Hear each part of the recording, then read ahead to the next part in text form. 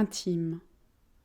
Intime, ça vient de intimus en latin, qui est le superlatif de interior, qui veut dire intérieur, comme on peut s'en douter. Donc intimus, ce serait quelque chose qui est encore plus à l'intérieur, qui est encore plus profond, qui témoigne d'une très grande proximité. On parle souvent de jardin secret. Jardin secret, ce serait un peu notre petit temple intérieur, notre petit enclos individuel. C'est un sujet que Mona Chollet, dans son livre Chez soi, aborde.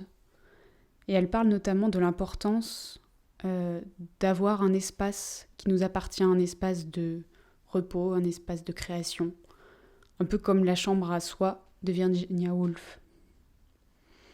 Et puis en parlant d'intimité, ça me fait penser à Solange, aux vidéos de Solange te parle, ou bien au travail de Sophie Calle.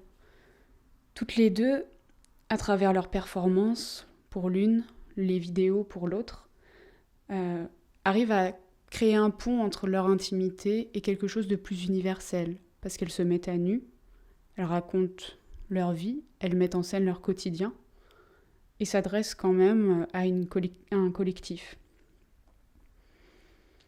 Donc ce pont entre individualité et collectivité, il y a un dernier artiste dont je voulais parler, qui s'appelle Sylvain Mazas, qui est auteur, et qui est auteur d'un livre qui s'appelle « Ce livre devrait me permettre de résoudre le conflit au Moyen-Orient, de trouver une femme et d'avoir mon diplôme ». Vaste projet.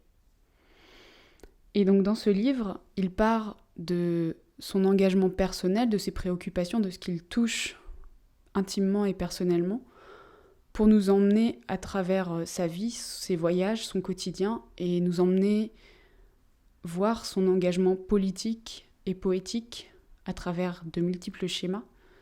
Mais ce qui est bien, c'est qu'il montre que l'intimité, ça peut être le tremplin de l'action.